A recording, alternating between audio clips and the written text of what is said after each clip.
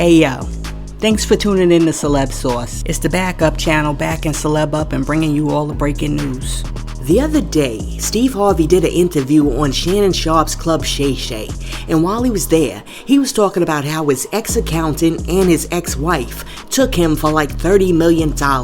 Steve said that his ex-accountant used to hit him up talking about, listen, you gotta pay your tax bills, and he was writing those checks. But after his accountant died, he found out that his accountant was pocketing all of that cash and none of his taxes were ever paid.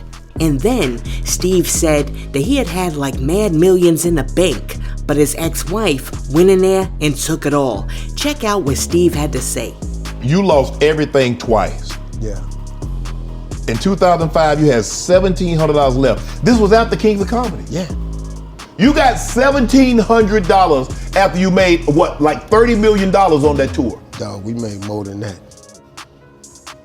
And you got $1,700 to your name. What the hell happened to the money? Yeah, it's called a divorce. I got jumped on, man, but it was even before the divorce. Right. Cause, not gonna say who did it, but they got in cahoots with my financial planner. And I was writing checks to the government for 7 years. Right. Writing tax checks, signing the tax checks, giving them to turn in. They was keeping them, taking the money out the account like I was paying taxes, right, and keeping it for themselves. When my accountant passed, a lady went in the office and found a box on the floor, and I had 7 years of unpaid taxes. And I'm thinking I'm even. And then my lawyer said to me, hey man, you ain't paid taxes in 7 years. Ooh, so you haven't paid in 7 years plus the interest. Then I had saved some millions, but before I split the assets, she took all of that out the bank, moved it. So when I looked up, man, I had $1,700. Wow, can you imagine like thinking that you got $30 million in the bank and then you walk to the ATM, you put in your card and you look and the balance says $1,700?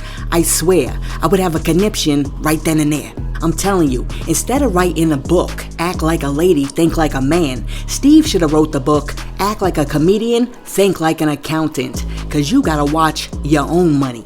And I gotta tell you this, a lot of people get on Steve because they say that he married Marjorie Harvey and that Marjorie Harvey is a trap queen who was only after Steve for his money.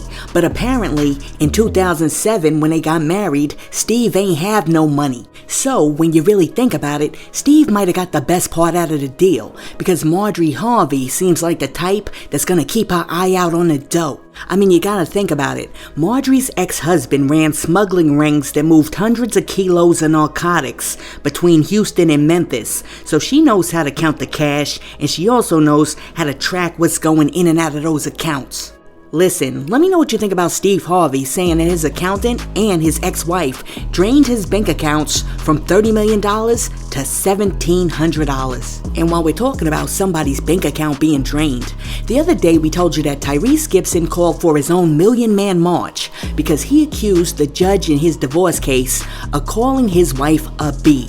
Well now, it appears that Tyrese's Farrakhan moment has failed because 1, only like 2 people showed up to his march, and 2, the judge held him in contempt of court and ordered him to pay his ex-wife $650,000. And get this, Tyrese's ex only really gets $237,944 for back child support payments because $399,000 of the $650,000 goes directly to her attorneys for fees. Listen, this right here hurts my heart because why are the attorneys getting more than the kids? And it's almost like because you guys dragged this whole thing out in court, you done took like $399,000 out of the kid's mouth.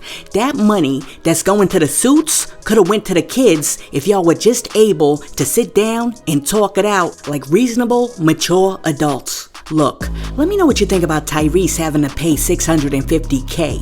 And also, what do you think about the attorneys getting paid like $399K while the kids get less than $240? Let me know in the comments. And while you're down there leaving a comment, be sure to like and subscribe to the channel. Now, check it out.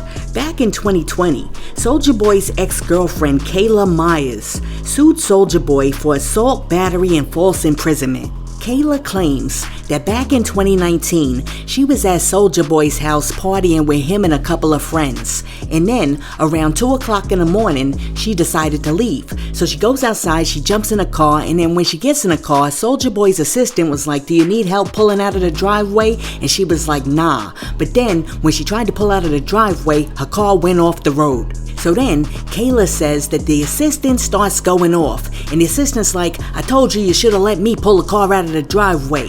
And then they got into a skerfuffle. And then they started fighting, and then they was going at it, right? So then Soulja Boy appeared out of nowhere. But instead of defending his girlfriend, he jumps into the mix and he curses her out, and then he stomps her, and then she alleges that he hits her with a gun.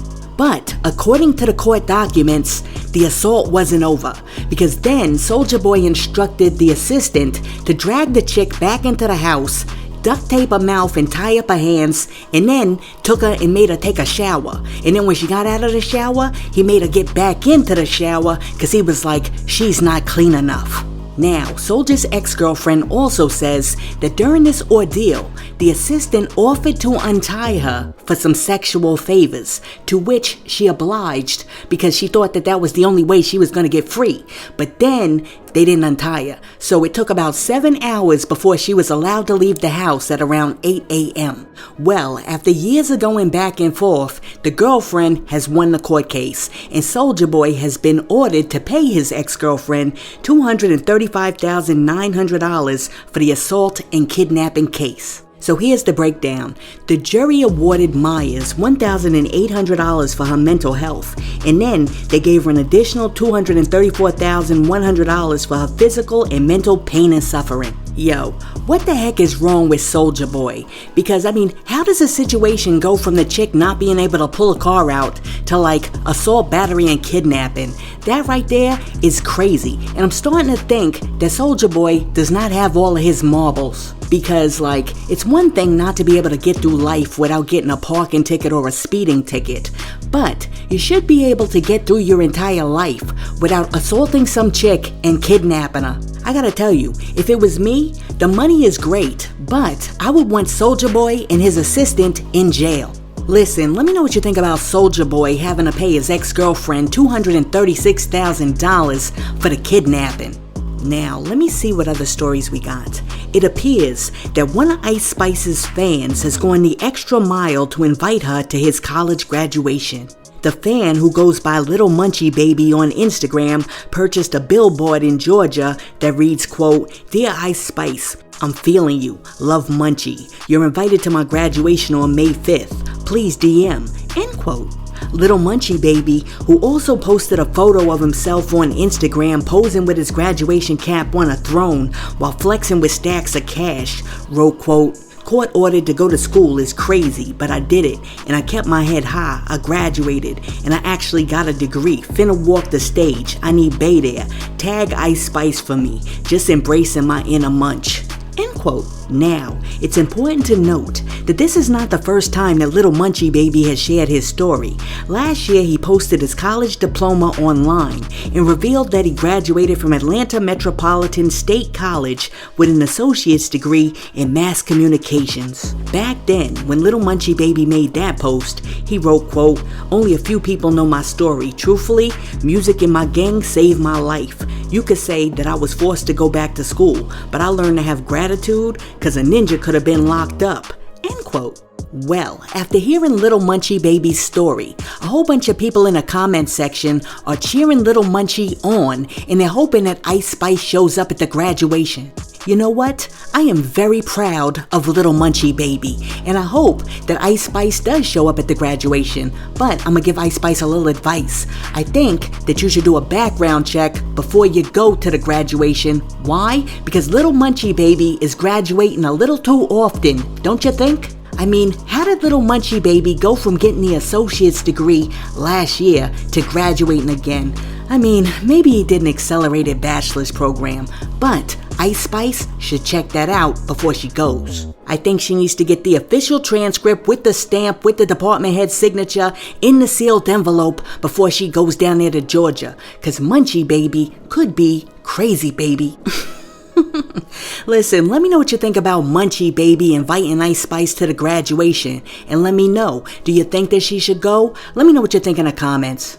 Now, as you know, Pras, who was the third member of the Fugees, was charged with committing multi-million-dollar political conspiracies that spanned over 2 presidencies. During the trial, prosecutors alleged that he was paid hundreds of millions of dollars of embezzled Malaysian dollars in exchange for running a foreign influence campaign against the US government. So, to keep it simple, they're saying that Pras took money from over there to interfere with what we got going on in the government over here. According to prosecutors, Pras tried to persuade the Donald Trump administration to stop its investigation of Malaysian financier Joe Low, who is also a defendant in the case. But they couldn't find Joe Low because Joe Low went on the down low and went on the run. Now, the other day, Pras took the stand in his own trial and testified under oath that he was only an associate of Joe Low. However, Pras says that he did serve as an unofficial FBI informant during a time when China was trying to extradite Chinese billionaire Guo Wenyi. While denying that he worked with China, Pras admitted to voluntarily meeting with FBI agents to discuss Wenyi and 3 Americans that were being held hostage in China. While on the stand, Pras said, quote, "I took it upon myself to report because I thought the FBI should know," end quote. Pras also said that Joe Low paid him $20 million to help him get a photo with Barack Obama in 2012. When discussing the photo, Pras said, quote, "They didn't want the optics at the time. At that point, Joe Low was a party guy, Vegas, champagne, parties with Paris Hilton. The campaign just didn't want that," end quote. Well, after Pras pled his case, the jury went back for deliberation, and that they did, because after they deliberated, they came back and they found Pras guilty of all 10 counts, including conspiracy and acting as an unregistered agent of a foreign government. Now, after the jury handed down the guilty verdict, Pras declined to comment. However, Pras' attorney says that Pras is very disappointed with the outcome. However, he does intend on appealing the decision. As of yet, Pras has not been sentenced, but this brother is facing 22 years in prison. Look, all I want to know is how do you go from being like the third member of the Fugees to becoming an FBI informant and a secret agent and a spy for like Asia, Malaysia, China, and like America? I mean, that is a bit much. And you know what?